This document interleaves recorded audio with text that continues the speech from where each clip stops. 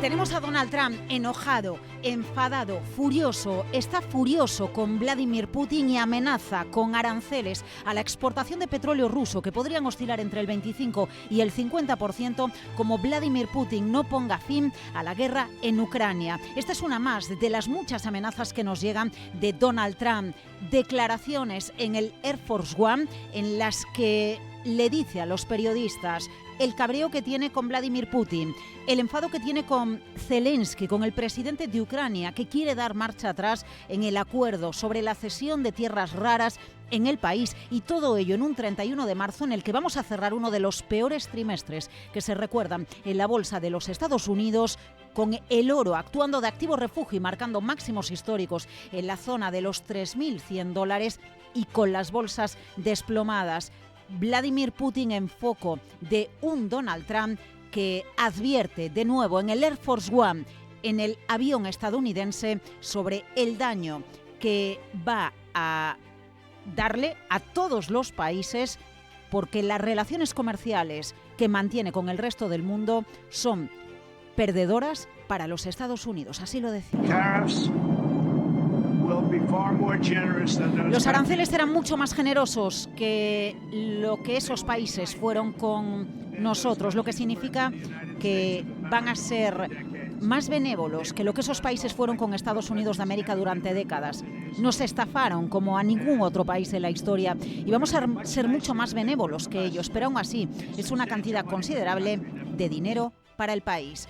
Pues atención cómo vienen las bolsas de todo el mundo. Los futuros americanos con caídas que están superando ya el 1%, pero el desplome con mayúsculas que hemos visto esta madrugada tiene un país protagonista, Japón. Allí está cayendo absolutamente todo. Compañías de electrónica, compañías del sector retail, fabricantes de automóviles. Caída del Nikkei de la bolsa de Tokio, que alcanza el 4% y se suma a los recortes que estamos viendo a esta hora en otros índices, como el Kospi surcoreano, con un recorte del 3%, incluso caídas importantes que están superando el 1% en las bolsas de China, con el Hansen de Hong Kong cayendo en el entorno del 1,7%, la bolsa de Shanghai con recortes que superan el 1%, y eso que desde China nos han llegado buenas noticias esta madrugada. Actividad en sus fábricas, la lectura, la mejor del último año. Un país, China, que anuncia en las últimas horas la recapitalización de sus principales bancos, lo que puede dar un poco de aire a un sector financiero que es el que tiene que de alguna manera apoyar la economía. Las bolsas asiáticas sucumbiendo ante lo que puede venir en el Día de la Liberación, el próximo miércoles, cuando Donald Trump, después de las amenazas en el Air Force One, después de las amenazas en una entrevista en las últimas horas, este domingo, al canal estadounidense NBC, a través del teléfono, vuelve a poner encima de la mesa el mundo temeroso ante el impacto económico que los aranceles de Donald Trump puedan provocar en las economías, hasta tal punto que Goldman Sachs acaba de sacar un informe en el que asegura que espera que este año, a lo largo de 2025, la Reserva Federal de los Estados Unidos baje hasta en 3 ocasiones los tipos de interés. En el mercado, mucho temor a la recesión, un temor que supera los temores que tenemos sobre la inflación, y bueno, pues Donald Trump poniendo en foco no solo a Vladimir Putin y aranceles al petróleo, no solo a Irán, a quien también la amenaza como siga desarrollando armamento nuclear, sino lo que nos quedaba de la resaca del pasado viernes, vuelve a ponerse encima de la mesa. Los aranceles al sector del automóvil, con estas palabras lo decía.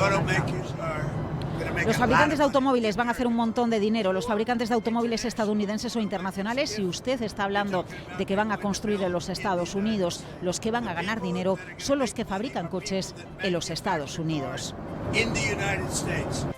Bueno, los mercados asiáticos son los que están protagonizando la fuerte caída en este amanecer de lunes en las bolsas, en los mercados.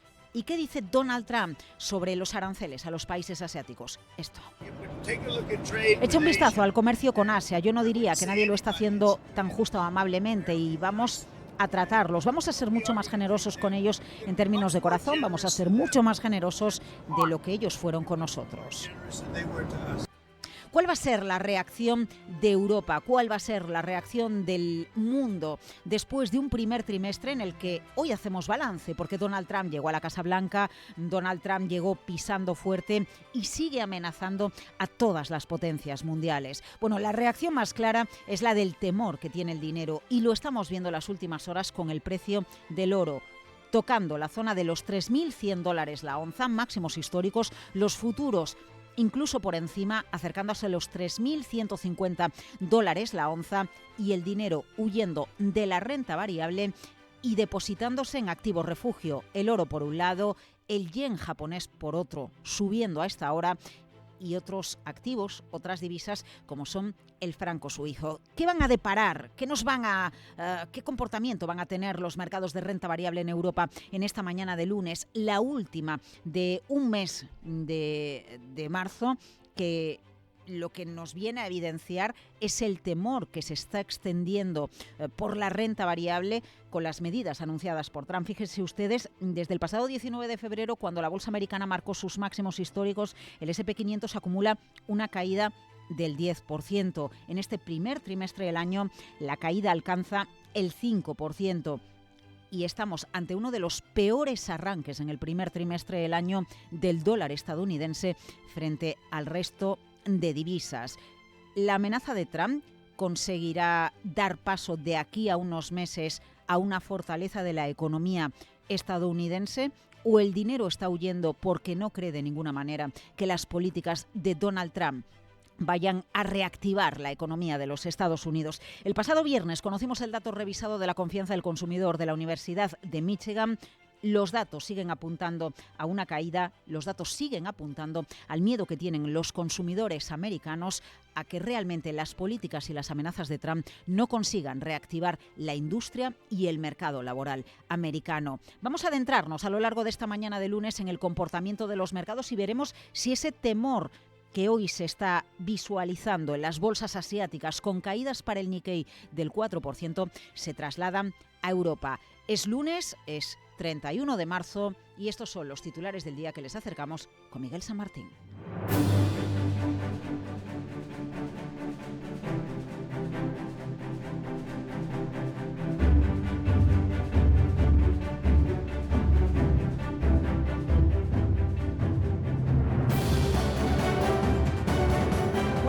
De semana, Donald Trump aseguraba que iba a poner aranceles a todos los países que comerciaran petróleo con Venezuela, y Miguel San Martín, tenemos la respuesta de Venezuela, de su presidente. Asegura el país, asegura Nicolás Maduro, que está lista para mantener las operaciones con las petroleras extranjeras a pesar de esa decisión de Donald Trump de revocar los permisos a los socios de la compañía estatal venezolana PDVSA. Con lo que se les prohíbe exportar crudo y derivados del país. La vicepresidenta ejecutiva y ministra de Hidrocarburos, Delcy Rodríguez, afirma que ha mantenido una comunicación fluida con las empresas que operan en el país, entre ellas Repsol, las cuales reconoce han sido notificadas por el gobierno de Estados Unidos de la revocatoria de sus licencias. Asegura que son un socio fiable y que seguirán cumpliendo los acuerdos alcanzados con estas compañías. El líder del país, Nicolás Maduro, dice que todas estas políticas van a acabar con la OMC. Casi podemos decir que la Organización Mundial de Comercio está herida de muerte, y el derecho internacional comercial que protegía los derechos comerciales de los países soberanos del mundo, establecido después de creado el sistema de Naciones Unidas, está herido de muerte con toda esta política caótica de guerra comercial, de aranceles y de agresión económica contra todos los países y todas las regiones del mundo. Además de Repsol, entre las compañías afectadas están la estadounidense Global Oil, la italiana Eni, la francesa Morelli Pron y la india Reliance, que habían recibido permisos para operar con crudo venezolano en sus refinerías de todo el mundo. Según fuentes de Estados Unidos, la mayoría de estas petroleras ya había suspendido las importaciones de petróleo venezolano después de que Trump ordenara un arancel del 25%, aunque en el caso de Repsol y de Reliance se había solicitado autorización para operar en Venezuela y evitar incurrir en sanciones. Bueno, pues veremos cómo reacciona Repsol hoy en bolsa a las 9 de la mañana, cuando abra la bolsa española. Entre tanto, el presidente de Estados Unidos ha amenazado al líder ruso, a Vladimir Putin, con más aranceles si no facilita acuerdos para el fin de la guerra en Y Ucrania. reconoce que se enfadó mucho con él por los pocos avances. Trump asegura que las tasas serían para todo el petróleo que salga de Rusia, aunque también ha criticado la credibilidad del presidente ucraniano Volodymyr Zelensky después de que Putin propusiera sustituir a su gobierno por una administración temporal para celebrar elecciones en Ucrania. Trump también le amenaza si se retira del acuerdo sobre la extracción de minerales. I think he wants to make a deal, and I think Zelensky, by the way, I see he's trying to back out of the rare earth Creo que deal. quiere llegar a un acuerdo y creo que Zelensky, por cierto, ve que está tratando de retirarse del acuerdo de tierras raras. Y si lo hace, tendrá algunos problemas, grandes problemas. Hicimos un trato sobre tierras raras y ahora él dice, bueno, ya sabes, quiero renegociar el trato, quiere ser miembro de la OTAN. Bueno, nunca iba a ser miembro de la OTAN, lo entiende. Así que si quiere renegociar el acuerdo, tiene grandes problemas. Ucrania ha pedido una respuesta internacional a los ataques rusos contra civiles mientras sigue los esfuerzos diplomáticos que también considera atacados para obligar a Rusia a negociar la paz. Además, Trump ha amenazado también esta noche a Irán con bombardeos y aranceles si no llega a un acuerdo sobre su programa nuclear, después de que la semana pasada Teherán rechazara negociaciones directas con Washington. El presidente del país, Masoud Pezeshkian, asegura que sí están dispuestos a hablar. No solo no evitamos las negociaciones, sino que son los incumplimientos de los acuerdos por parte de Estados Unidos en el pasado los que nos han causado problemas hasta ahora. Ellos deben demostrar que pueden generar confianza respecto a sus decisiones y espero que esto también tome forma. Estados Unidos acusa a Irán de enriquecer uranio a un nivel por encima del justificable en un programa de energía atómica civil y, según Washington, se debe a que desarrollan de forma clandestina la potenciación de sus armas nucleares. Hoy tenemos en Madrid una reunión capital. Se reúne el llamado Grupo G5+, que busca impulsar la defensa en Europa y el apoyo a Ucrania. Agrupa a los ministros de Exteriores de Francia, Alemania, Italia, Polonia, España, Reino Unido y Ucrania, así como a representantes de la Unión. También van a analizar los cambios en la estrategia de Estados Unidos en la seguridad euroatlántica. Es la cuarta reunión de este grupo tras las de Varsovia, Berlín y París. Incidirán en cómo garantizar que la seguridad de los europeos esté en manos europeas y para ello se deben abordar aspectos de defensa y política exterior. Otras cuestiones que estarán en el debate son las relacionadas con la inversión, innovación, competitividad de empresas europeas y defensa del mercado único, así como garantizar que Europa apoye a Ucrania todo el tiempo que sea necesario para poder ganar la paz frente a la agresión rusa. Y mientras tanto, equipos de rescate internacionales buscan todavía supervivientes del terremoto de 7,7 grados que ha dejado en Birmania más de 1.700 muertos. Eso según el último recuento provisional de la Junta Militar golpista que gobierna el país. Cifra en 3.400 los heridos y 300 los desaparecidos. La Organización Mundial de la Salud ha calificado la situación de emergencia máxima y ha lanzado un llamamiento para encontrar rápidamente 8 millones de dólares con el fin de salvar vidas y prevenir epidemias en los próximos 30 días. La ONU calcula que cerca de 20 millones de personas en Birmania, un tercio de la población, han resultado afectadas. Entre los daños documentados destacan 1.700 edificios, 700 monasterios, 60 escuelas y 3 puentes muy importantes. En Tailandia, también afectada por el terremoto, las autoridades elevan que al menos 18 personas han muerto, 33 heridos y 78 están desaparecidas en la capital, en Bangkok. El mundo teme la guerra comercial desatada por Trump y el todavía canciller alemán Olaf Scholz asegura que Europa va a responder unida ante medidas como los aranceles. Y también expresa su apoyo a Canadá ante la guerra comercial y la crisis diplomática iniciada por Trump. Scholz afirma que Canadá, lo ha afirmado allí, que las realidades geopolíticas afectan de lleno a la economía mundial, al comercio y a las cadenas de suministro, así como a la inversión y a la tecnología. Ciertas tecnologías claves son indispensables y tenemos que luchar por ellas en Alemania y en Europa. Esto empieza por la financiación. El acuerdo sobre un mercado europeo de capitales debería haberse alcanzado hace tiempo. Será bueno que eso siga avanzando, incluso bajo la presión de los acontecimientos. Sus empresas también necesitan un acceso seguro a materias primas como el grafito, el litio y las tierras raras. La diversificación es el nombre del juego.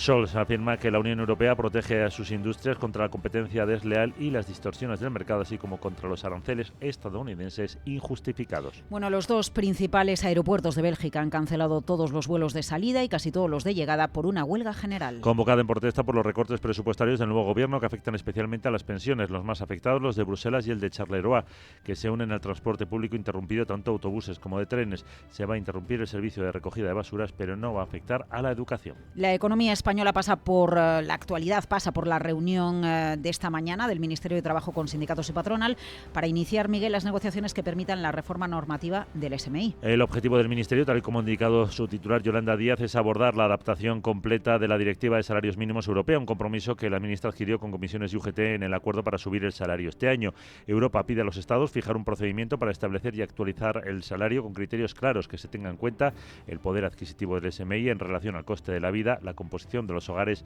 el nivel general y la distribución de los salarios, así como la tasa de crecimiento y la productividad junto a su evolución a largo plazo.